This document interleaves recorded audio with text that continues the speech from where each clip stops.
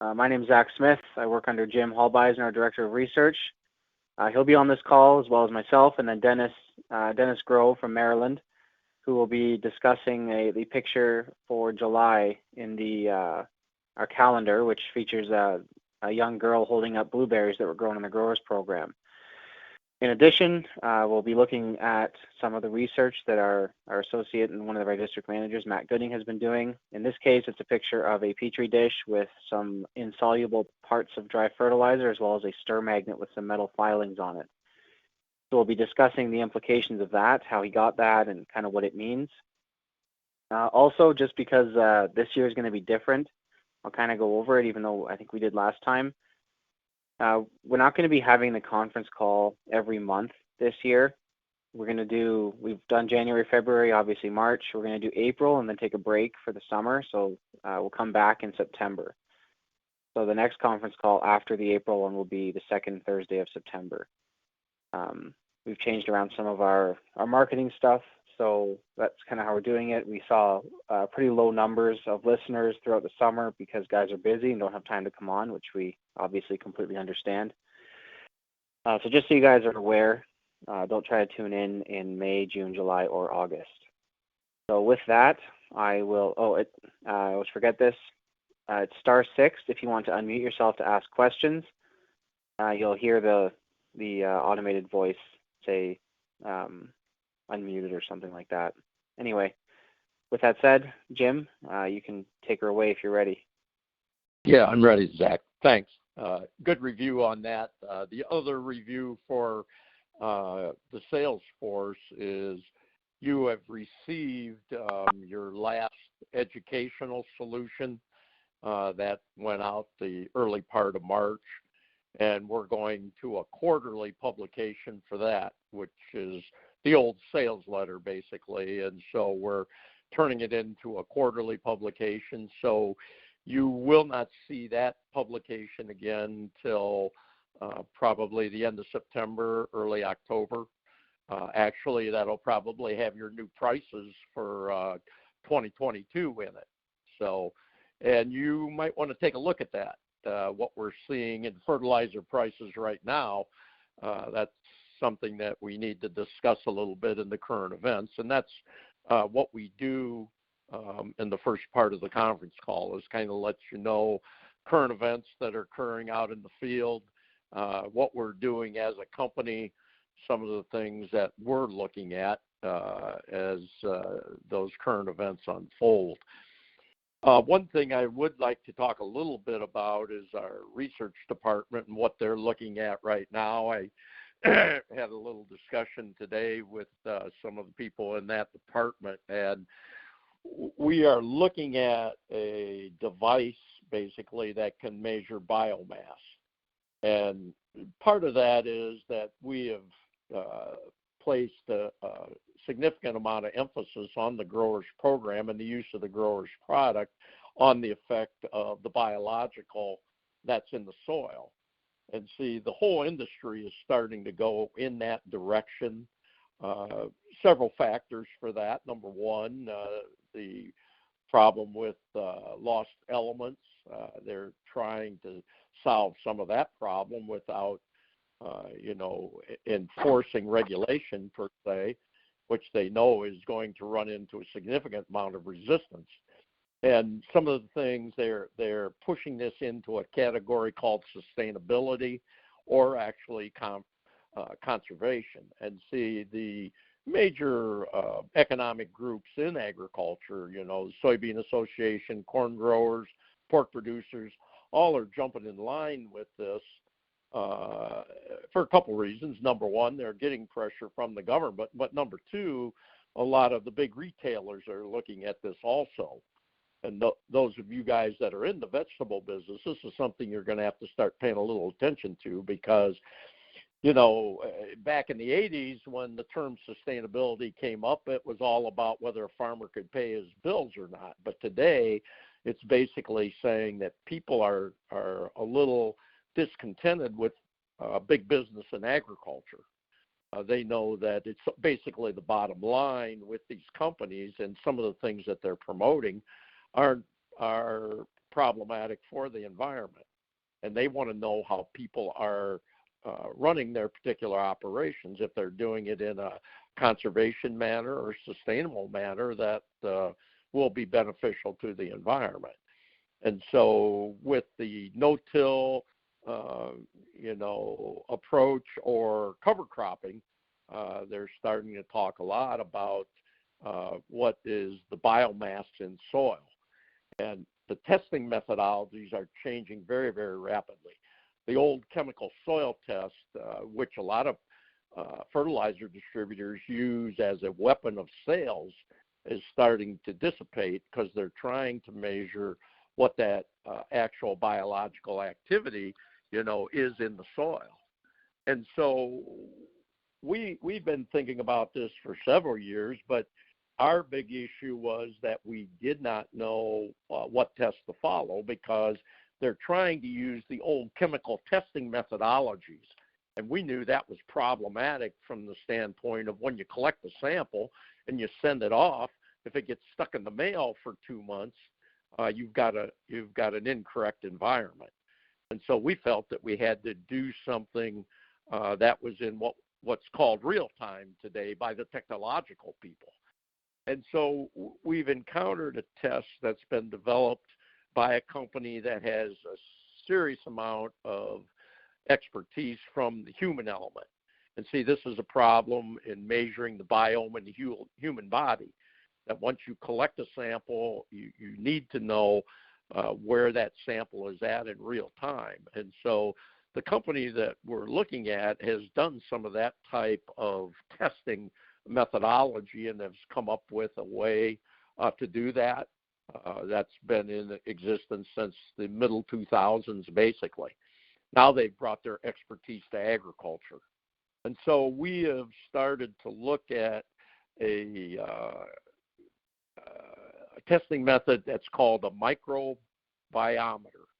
And you guys that are fluent on the internet, just type in microbiometer. It'll come up, and they'll have explanations in there of how their test works and what they're actually measuring. It's not very complicated, but we feel that we have to get some experience with this testing, both from the soil, and a lot of these bug in the jug companies are telling you that they're going to improve biology in your soil. And we're suspicious that some of the bugs in the jug, there's not as much biology there as they're contending. This is another way for us to measure that. So our research this year is going to be focused on the microbiometer. And so for those of you that are interested, you can take a look at that. We will be discussing that in our solutions that come in the early fall or the late fall or even next winter. Excuse me. And hopefully we have research at that point that really shows what success we can have with the grower's product or even the program. We eventually want to take this to the soil and be able to demonstrate how we think the grower's program improves that symbiotic biology in your soil. And we think this is the testing method to do it. We think we'll be light years ahead of the rest of the industry that's being basically tied to the old chemical test. So again, hopefully that's something to give you guys something to think about and look forward to. The other, one of the issues this week was the supply and demand report that came out on Tuesday. It was pretty well innocuous or not very eventful. The market is really trying to get these prices under control, but they're struggling with it dramatically because of the problems in Brazil, excess rain, their lack of infrastructure down there. I don't know if any of you guys have seen some of these pictures on some of the websites where after these 3 or 4 inch rains, they're trying to drive down roads that are major water tributaries at this point. So that's really hurt the progress to market with the Brazilian crop. And then in southern Brazil and Argentina, the weather has been very, very dry, which is eventually going to hurt the bean crop. And so these higher priced soybeans, it looks like they've got a fair amount of legs under them at this point. They'll bring the market down a couple days in a row, but then it pretty well bounces right back to where it was. So it appears at this point that the higher commodity prices are gonna stick with us. And see, this for those of you that don't have any experience with this kind of commodity issue, you have to go back to 2008 and 9, and then 2012. The fertilizer industry really looks at this to try to take advantage of it, and that's occurring right now. We started to see an uptick in nitrogen prices. This goes back into the December time frame. It was just a little bit of a creep at that point. And then we got into January, it was still a little bit of a creep. And then when you got to the third week of January, it shot up like a rocket. Now, nitrogen kind of deflated when it shot up, but it's still, 25% higher than what it was the 1st of December. But the one that's a real issue, which we talked about last summer in our educational solution for our sales force, is phosphorus. In late or early last summer, Mosaic, the largest producer of phosphate in the U.S., filed a countervailing duty complaint against Morocco and Russia, who are the two largest suppliers of phosphate in the world. They claimed that their subsidies from their governments was putting them at a disadvantage here in the U.S. And see, at that point, the 2020 market was over with. We were still in business or operating because of foliar feeding, but hardly anybody is into the foliar feeding part of the business. And we saw a little bit of creep at that point, but most guys were not buying, so we didn't see much escalation. But we kept our eye on that, and the gentleman in management now at growers felt that this could be problematic. And so we started talking with our suppliers, and they were somewhat concerned about it, but not much of a concern because the demand was not there at all. So we were able to work with some of those suppliers and put ourselves in a pretty good position. And it looked like, well, maybe, we would be okay with it, but it wasn't going to turn out to be anything big. But then when we got into the end of January, the price of phosphate products shot up like a rocket. And at this point, what we're looking at is phosphorus is about 35% higher, both MAP and DAP, from what it was in early December. And right now, with this ruling by the U.S. government on the countervailing duty, Mosaic is, they're smiling, gentlemen. This looks like it's going to be a real feather in their cap. And so guys that didn't lock in their phosphorus, last year, December, November, or even early January, it's going to be significantly higher. Now, phosphorus drug potash along with it. Potash doesn't usually take a jump in the spring of the year. That's a fall applied fertilizer usually, but it is up 25% just like nitrogen. And see, they're basically using the commodity express as their rationalization for these price increases. I think all farmers should really try to strive to look for the discussion by the investment industry by Mosaic on this. They're contending that, well, this is a world market problem, that we are still going to be, competitive for the U.S. farmer, and really commodities had little to do with it. I don't agree with any of that, especially when you look at a 35% jack. And, there's still ways to go, This warm spell, a lot of guys thought they were going to be planting corn next week, but we got a blizzard in Minnesota now, and Denver's going to get the largest snowfall they've had since the 1800s. But they've got a fair period of time that they can still ratchet this thing up, guys. So, again, I think any prospective customers that are on this call tonight to try to find out what's happening in the industry, you need to be talking to your grower's rep as quick as you can to make sure that you get in a position to get your order placed and work with us, because again, we tried to anticipate this. We knew the countervailing duty thing could be problematic, but we didn't see the jack in the commodity prices. I mean, nobody saw that. Any of you guys that are marketing, your advisor wasn't talking about a $2 jack, well, $4 jack on soybeans. I mean, when guys saw $10 beans, man, they started selling like crazy. Well, nobody thought it was going to 14. And see, now, as it did back in 08, 09, 11, 10, 13, they're trying to take advantage of the situation they've got now. And so the other thing I will tell the sales force is that we will try to work with this situation. We've done some things that we think will be helpful to us. And so we'll try to do that in a way to protect our clientele, basically. And see, again, people that are looking at us for the first time, this is how we operate differently than a lot of the rest of the industry. We want our customers to be successful.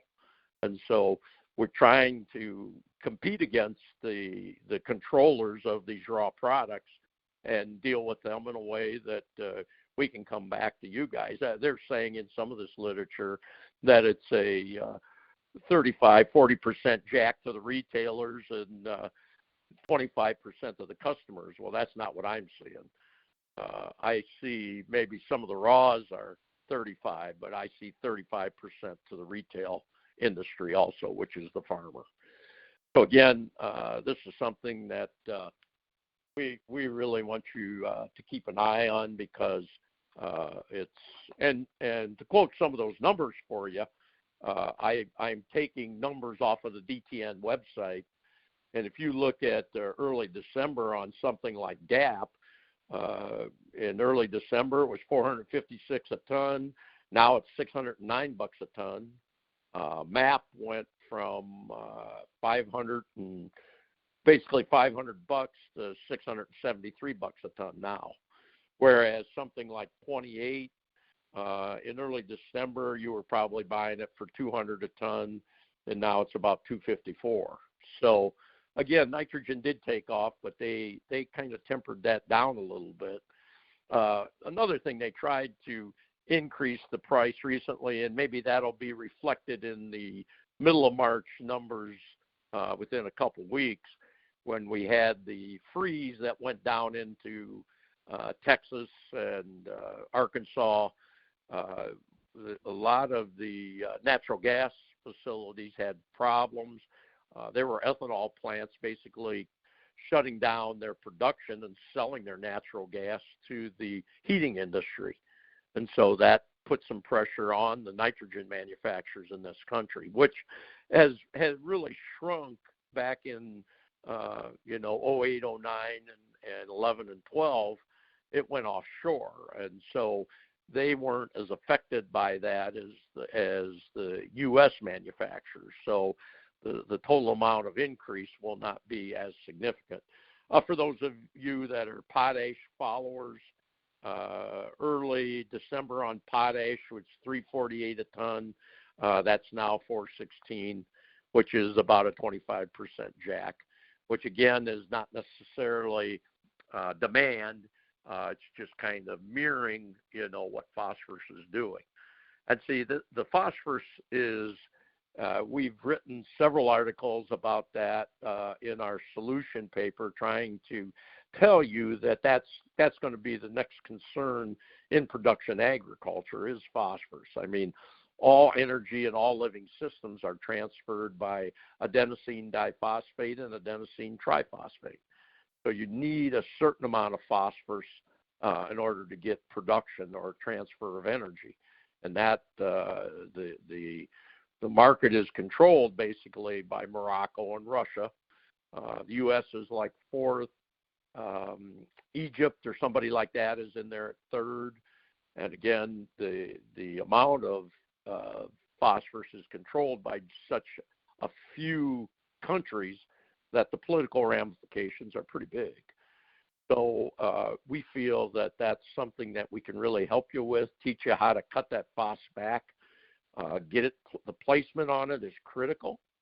You got to get it close. It needs it early in the season, so you got to get it in the root zone. Either you got to infurrow it or you transplant with it to get that plant off to a healthy start, and do it as close as you can to the plant so that there's no searching necessary, and the utilization will be much more efficient. And as the cost escalates, your ability to deal with it will be much better. Everything has been basically measured on volume.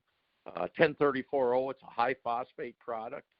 Well, we know that a certain amount of that's not being utilized.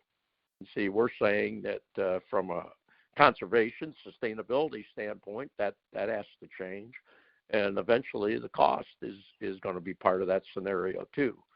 And so people say you got to have all that poundage out there. We don't agree with that. And see, we think we can help teach you how to deal with that issue.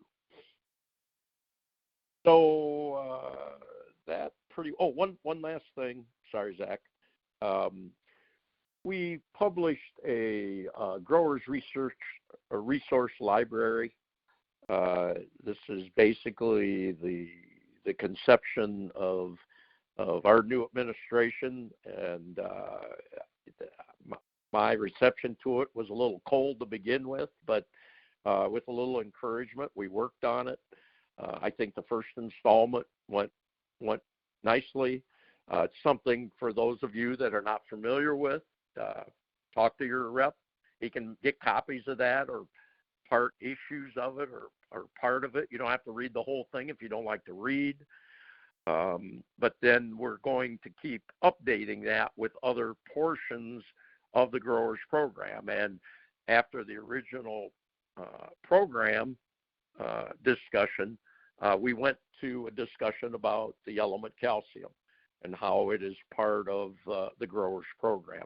It explains the various sources, how you deal with the various sources, where you got to be careful with various sources, and then why it's really important and why we talk about it when we don't sell it.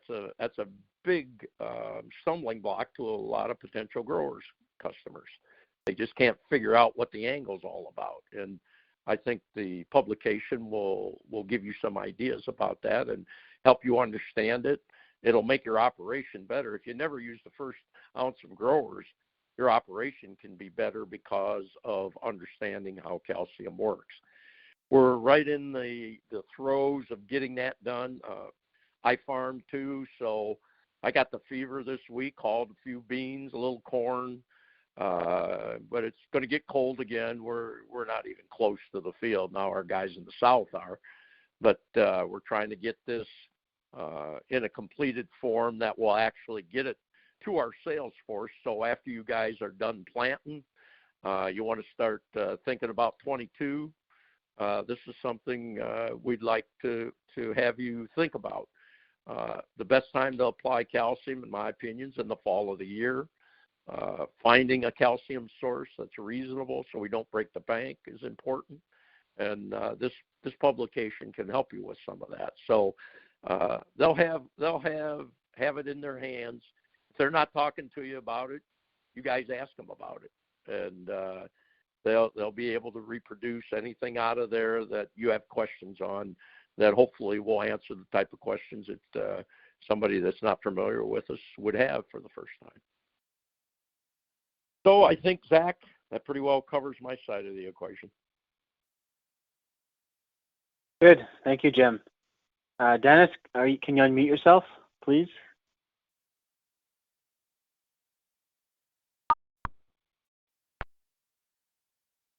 Star 6 if you forgot.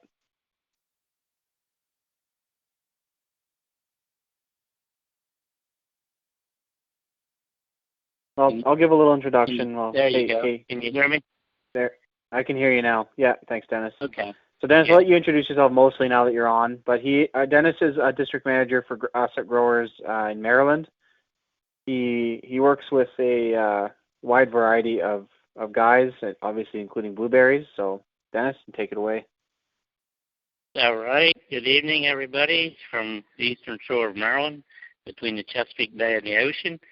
I have a customer on, a blueberry customer, and he should be on, Jason Baller, and he'll tell you about his blueberries that he has. So are you on, Jason? Yes, I'm on. Can you hear me? Yes. Yes. Go ahead, and you can talk about your blueberries.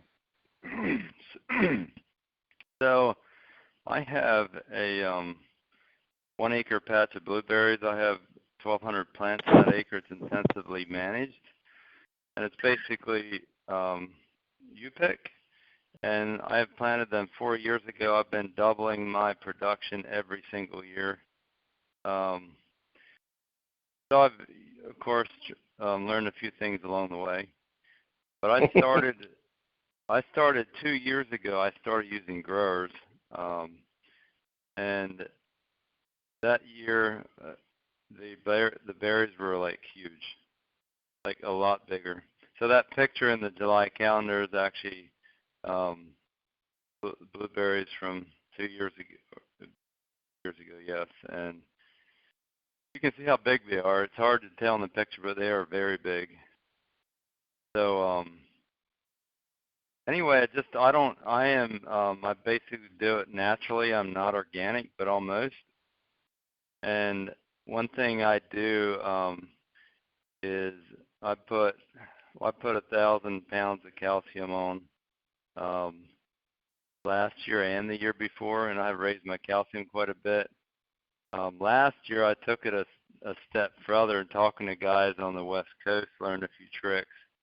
I put a couple 100 pounds of azomite on, which is rock dust, just for minerals, and salt rock phosphate and a few other things. It did cost some money. But anyway, even last year especially, I had a big increase in flavor, and flavor is incredible on them. And one thing I have been doing the last years is watching bricks very, very closely on my blueberries. And last year when I stepped it up, this past year I stepped it up with a mineralization of the soil, and I did a lot more foliar sprays. And I had a 25% increase in sugar level across the board, every variety. Jason, how high are your bricks now? I have, it's generally 12 to 15, sometimes 16. I've seen 18, but most of the time it's 12 to 15. Before it was 9 to 11 was commonplace. I had blueberries. I stuck a pint of them in the refrigerator for a month, and they're still very edible a month later. I couldn't believe it. So anyway, it's neat to see that correlate with flavor as well. I'm always eating blueberries, and you can find some nice blueberries on the shelf at the store. It's very looking good till you bite into them. That's very disappointing. So anyway, I'm expecting even better results. I was surprised to see that much difference in 1 year. So there's two things. The foliar spray is a help, but the big thing, and this is very interesting. I have 30 fruit trees, mainly apples. And I took one row and did nothing on the mineralization, and the rest I did, put all the minerals on and calcium, everything else. And all these are their same varieties, and so I did all the testing with the sugar level on the apples and letting them hang longer, and I was shocked at the flavor and the sugar level I got out of apples that I left hang longer. I was seeing 16, even a couple 17% sugar level in my apples. Now the row I didn't do anything on the mineralization. The sugar level was quite a bit less, and the flavor wasn't there. It was incredible, and it's the exact same variety. So anyway, that's in a nutshell. This is Jim Hallbeisen. I would like you to talk about your foliar approach on blueberries for a full season, and what do you try to get up to in a total volume, and when's the key time? Is it early? Is it, when they're on, when you got a certain size berry on? How do you approach that foliar feeding avenue? So I do most of my foliar spraying is early, and I do a little bit after harvest, but not near as much. But I was consistently doing every 3 to 5 days. I did a few before it blossoms, but and a little bit during blossom. But once the berries formed, I really stepped it up and stayed on it till after the berries were picked, and they kind of went dormant. Yeah. Do you think that's, we've talked to guys about that in all different kinds of fruits, that, you want it to get going early, with green bud and that type of thing, but really the demand is the most when you've got fruit on the trees, and early fruit set is when you really got to go after them. Do you tend to agree with that? Yes, indeed. It's just, you watch them little buds, and they can pop out with a couple blueberries, or they could pop out with, a big cluster. So that is important. And one thing I will say about spraying there before, the fruit set, and even before when they're blossoming, I had some seriously heavy frosts once. I had one when they were blossoming, and the second one when a lot of berries had formed, and I was like, I have never seen a heavy frost like that, and I was like, I'm going to have problems. Well, I didn't. I would have said there was a 5% loss. Occasionally there was blueberries that, I had blueberries I was eating that had frost damage on the skin, but there was nothing wrong with them. And there was a few that actually got hit up on top, so there's a few got hurt, but there was a patch 15 miles away that lost 70% of their crop. Wow. And that's very we impressive. had the same frost. You said something early. Go ahead. I was just going to say I was kind of shocked. I found this later after the fact, but I was just shocked that I didn't have frost damage worth talking about. Other people did. Now, early in the discussion, you talked about that you put on some calcium or some limestone. So, that's just, all the years I've been with growers, that's just taboo with blueberries. So if you were talking to somebody that was starting out in blueberries, how would you suggest that they start out with the calcium or with the limestone? I mean, that 1,000 pounds per acre is kind of a benchmark, and do you put that in there when you establish the bush, or do you wait and put it on after the bush is in? How would you do that? I put a ton on the year before I even put blueberries on. Okay. And the thing is, and so that raises pH. So if you do any research, any university and everywhere else will tell you lower your pH to 4.5. Well, I have a lot of connections. I've personally talked to growers that when they hit pH, 4.8, 4.5, like they were killing their blueberry bushes. And I always ask, I've talked to several growers, and quite at length in Question Mountain. Some are on the West Coast, but they're running their pH 6.5, and I am doing the same thing. And I think that that's a big. That could be, not everyone agrees with that, but I look at results. All the growers that I talk to that have Brix blueberries at 16 to 21%, there's only 3 of them. They all have high pH like normal. Everyone that has low pH has a normal blueberry. Very interesting. From somebody. So what are you doing as far as what you've got now? Are you increasing? Are you staying the same, putting in new bushes, or what's your approach with that? do you think you have to replace them so often, or are you just going with more volume? So I'm adding blueberries every year. Some are replacements. I've had a couple of years ago we had drenching rains constantly. Didn't have some of them mounted up enough. I lost probably 400 plants. So I lose less every year, but once they get established, especially once they hit 2 years and they're healthy, you can't. I mean, they're gone. You hang on to them, but they'll produce and grow rapidly. But it's always blueberries a little trickier to grow, and I've learned some things that have increased my success.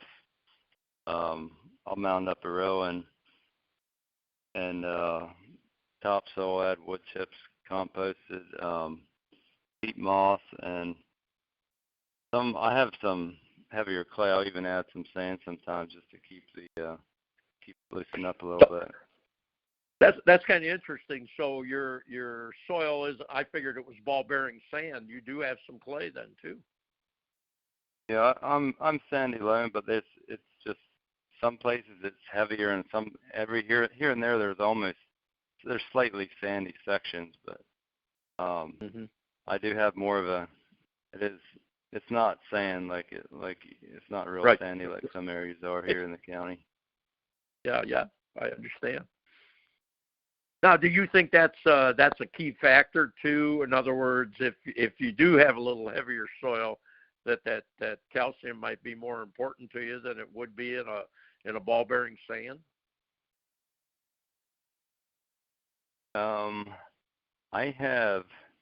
Here's the interesting thing. So I have a flower bed that's basically sand, and there's no clay in it. It's just sand. It was dumped in there because it's close to the house, so it's filled dirt and sand basically. And those blueberries, some of the same varieties, they bricks less and the flavor is flatter because they don't have the minerals that the clay has. So even with sand, the tough thing about clay with blueberries is making the roots are shallow and like to breathe, and heavy clay and drenching rains, or when you have enough clay in there, it just makes it hard. Blueberries are touchy on that. If you have plain sand, I mean, you can go out on Assateague Island and walk a sand dune and come up on a 5x5 blueberry bush, and it's grown on top of a sand dune. They love sand, and they love compost leaves blowing on top of they love it. Right. I was curious to what varieties you're growing, and what state are you actually in? So I am in Snow Hill, Maryland, which is close to Ocean City, Maryland. So my varieties are the easiest to grow on the heavier soil is Reka, R-E-K-A. It's an Australian variety. I have a third of those plants, and then I have, trying to think, I have 10 different varieties, but mainly I have Chandler, which is the largest blueberry you can grow. I have a bunch of Duke. Patriot is an incredible growing and tasting. I have a 80 pink lemonades. That's kind of a novelty thing. And they are pink when they're ready, and they taste like candy, and they brick 16%. Whoa. Trying to think what else I have. That's most of it. Now, are you mostly pick your own? Yes, I'm pick my own. I was hitting 1,000 pounds this past year, and I'm expecting 1,500 or more, maybe double this next year. And it's pretty much you pick. Gotcha.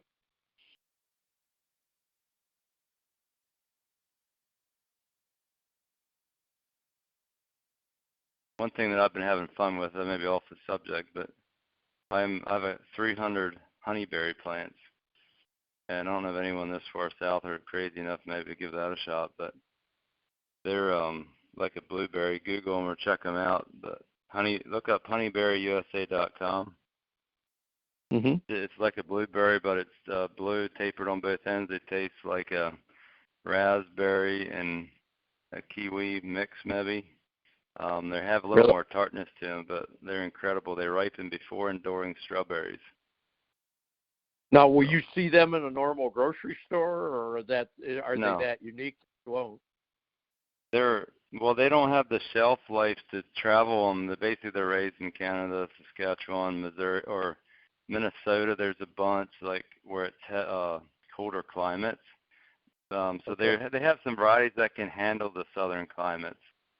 They're in the honeysuckle family, but the fruit, they have 3 times the antioxidants of a blueberry, but it's like you're getting a blueberry month early with a lot more flavor and tartness to it. But that's I may be you picking that shortly, but I've never seen them in any store on the East Coast. Yeah, I've got a question. When you feed your berries, like how much do you put on each time you do it, and do you dilute it, or is it straight growers? So I put growers in. There's another foliar spray of maize that has 5% calcium in, and I also put sugar in. I'll put a pound of dextrose, mix it in 12 gallons in a sprayer, and mist it on. Now, do you know what the dissolved solids of your water is that you're mixing that in? I got my water tested. I can't tell you the details unless Dennis remembers, but I'm going to be using rainwater. I tested the water. Yeah, I tested the water, but I don't remember. That was a year ago. What the dissolved solid was. It wasn't terrible. Yeah, it wasn't that high though, really. No, that wasn't something exceptionally high. Yeah. Okay. But how much growers are you putting on, though? I mean, you're mixing it with this other stuff, but how much are you actually putting on the growers? Per acre is what growers. Oh, okay. Growers per acre. When I spray, I usually put in a half gallon of growers. But when I put a entire, like earlier in the year, I'll do a round or two of just growers, and I'll put a gallon and a half in. I'll usually do more like 15, 20 gallons. My one blueberry variety is real sensitive to burning. It's a pink lemonade, but otherwise I haven't had issues with it.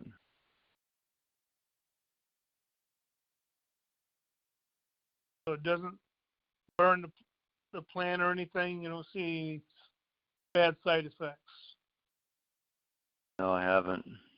Like I said, the only one I've seen is the pink lemonade has been a little more sensitive for some reason. I don't know what it is, but.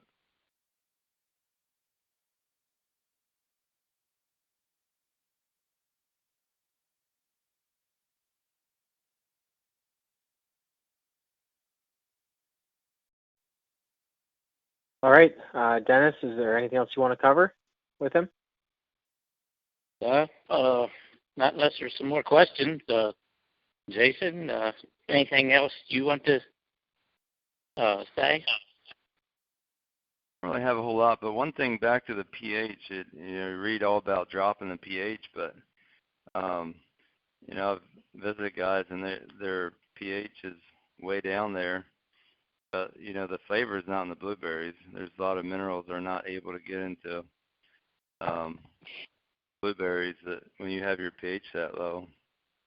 And I've seen so many patches, a third of the blueberries in a patch are looking sickly or to disappear totally. So, like I said, I go by results. So. Jason, this is Jim Paul Bison again. You've just said more in a few mouthfuls and questions we've had over the years about you got to have these low pHs on blueberries, and we never found that to be true. And we're in total agreement with what your evaluation is. Yeah, kudos to Dennis on giving me some advice on that, but I kept searching and talking to people. I'll get bored, I'll knock on doors on the phone. It don't matter if it's on the West Coast, and I'll learn. I love to call and ask guys questions. So, I mean, obviously, I've seen the results in my own field. I have people come in and pick, and they start eating blueberries. They go nuts. They pick and leave, and then they come back with their friends same day, and they're just, you get a customer for life because of the flavor.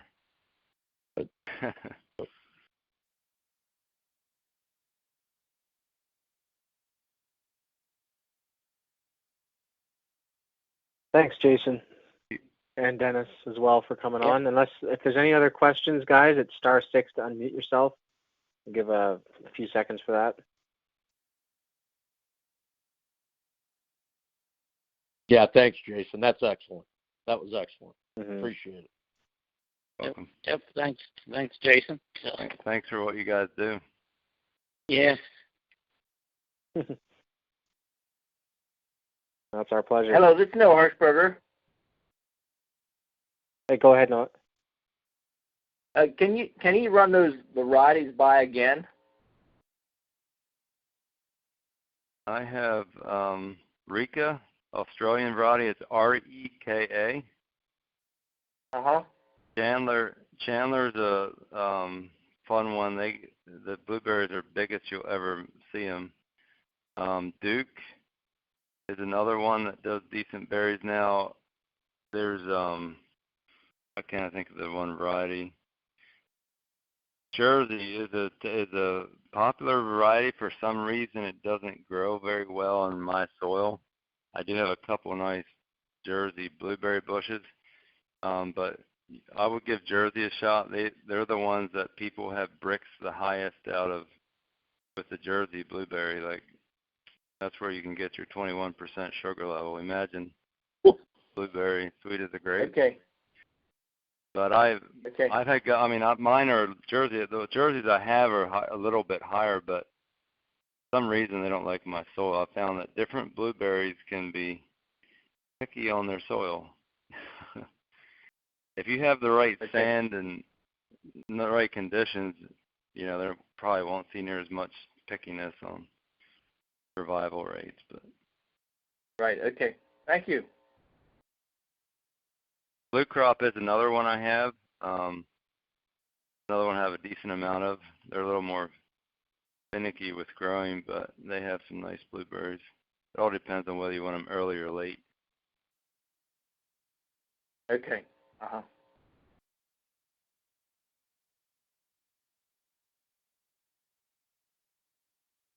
All right, thanks, guys. We've got about 10 minutes left, which isn't enough time probably to go through all of the information for the research picture for this month, but we'll do our best.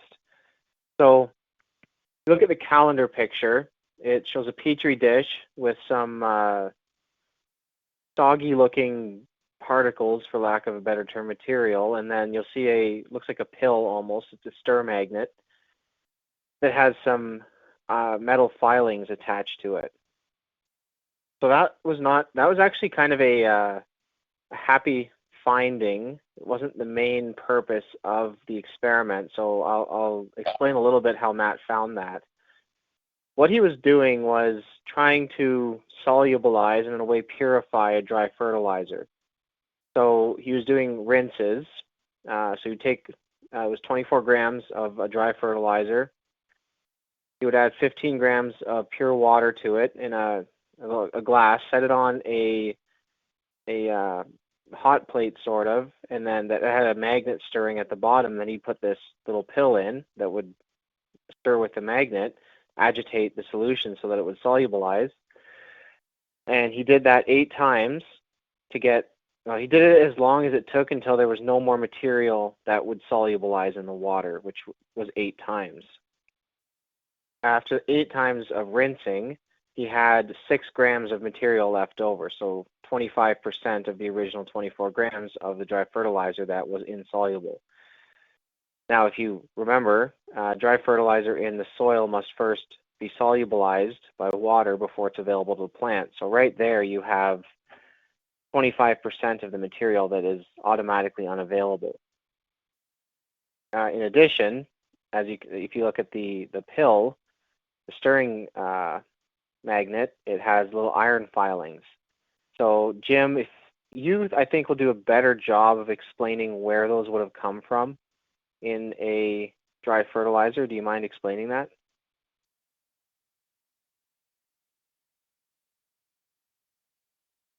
You there, Jim? We can't hear you. You're probably muted if you're talking.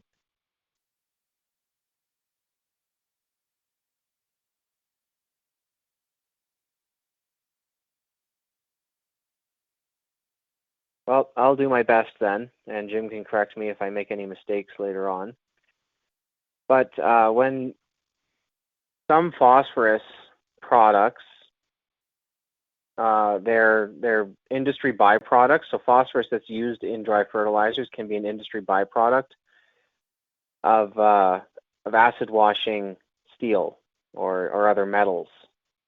And so they take the spent acid, it's called, after it's been used, and they recycle it, so to speak, reuse it in a dry fertilizer. And so when you're using it to wash metals, there's going to be some metal that comes off as the acid eats at it. So what you're seeing in that dry fertilizer is likely a result of it being a spent acid, the type of phosphorus they're using. So what that means in the soil... That's exactly right, Zach. You got it. Okay. Thanks, Jim. What you're seeing, in the soil, what that's gonna do is over time, like metal is not broken down quickly, as many of you would know. It can be oxidized depending on the type of metal it is, but in a soil environment, that's going to be a slow process. And so you're adding this metal, which is not naturally occurring in the soil, not a material that would naturally occur there. So it's going to be doing damage, probably to the microbes. Adding that over time, in addition to all of those insoluble parts of that dry fertilizer. So like I said before, these findings weren't the main focus of this research trial. Matt was simply trying to solubilize dry fertilizer to use in other trials in the future. One that he did, once he had solubilized it and he had those rinses, basically he was purifying the dry fertilizer, getting it into a liquid form to then compare against other liquid products like growers. This was just, he had the Petri dish. He was astounded by how much of it was left over, the 25%, and then the metal filings as well. We've talked to growers for quite a while about not only the inefficiency but the uncleanliness of most dry products. Jim brings up quite often when he's speaking on this topic about the solution to pollution is dilution. There's a reason that they put insoluble products and allow things like these metal filings, other heavy metals, into these products, because it lowers the price if you don't have to use higher quality products that don't have those. So they keep the price down, and the idea is that it gets spread across so many fields that it's not going to actually cause any problems. You just dilute it so much across so much acreage that it doesn't hurt anybody. The problem with that is that some of these things can cause damage in very low quantities, very low concentrations, but also they're not broken down easily, so they build up in the soil. Many civilizations past have, for example, have irrigated with water that contains some salt. Not enough to cause immediate damage. They're not irrigating with ocean water. But over time, because these are usually in drier climates like the Middle East, they irrigate so much over time that the salt content in their soil builds up to the point that they can't grow anything anymore and they starve. Now, I'm not claiming that's necessarily going to happen in the States or here in Canada, and certainly not with salt likely, but the point is that these materials can build up in your soil. It may take a long time, but it can happen. Second, there will be immediate consequences, at least in your microbiological life, which is quite sensitive to these things.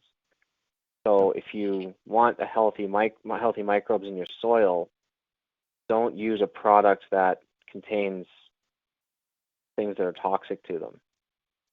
So growers use high quality ingredients, raw materials. There's a reason that a gallon of growers is priced where it is. It's worth every drop. It's worth every penny. but the hot mix and the quality of the raw materials that go into it necessitate that cost. Quite often I've been doing a lot of work with guys for our cost and nutritional analysis, and they'll ask about other liquid products, because most liquid products are going to claim to be the same as growers but half the price or something along those lines. They're going to be claim their hot mix, that they use the high quality orthophosphate, stuff like that. I usually tell guys that their price will reflect it. I'm not saying there aren't necessarily other products out there that might be somewhat similar to growers, but if they're claiming to be hot mix with 100% orthophosphate and high quality raw ingredients, and they cost $5 a gallon, that company is selling that fertilizer at a massive loss. So I highly doubt that that's the case. As with most things, you can follow the money trail. And that is why dry fertilizers also can be quite cheap, or cheap compared to a gallon of growers. Jim, I'm not sure if there's anything else you want to cover. We're about at 10 o'clock now. You did a fine job, Zach. The one thing that the acids, when you manufacture fertilizer, the acids that you use to do the manufacturing, many of those are called spent acids. And what they are is exactly what Zach described. They were used in another industry. The classic example is the computer industry. The components in computers have to be relatively clean. When you make steel, you have a certain amount of impurity, like these iron filings, that end up, on that steel, and that has to be cleaned off, and that is done through an acid wash. Well, once that acid wash takes on these filings or the insoluble particles, those are many times heavy metals or toxins. And to rid those from society, they need to put them in the sanitary landfills, which is a very expensive proposition. Well, the fertilizer industry has caught on to that and has been buying these spent materials and then using them in fertilizers.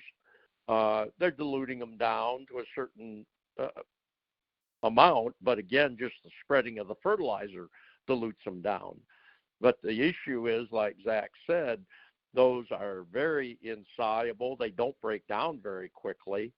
And so even though you're not putting a lot on, you start to get accumulation effects. And see, that starts to imbalance your biological population. You put on garbage like these filings, Mother Nature is going to clean that up. The problem is, gentlemen, the microbes that do that are not the same microbes that feed your crop. And so you have to put on more fertilizer to overcome that deficit to begin with.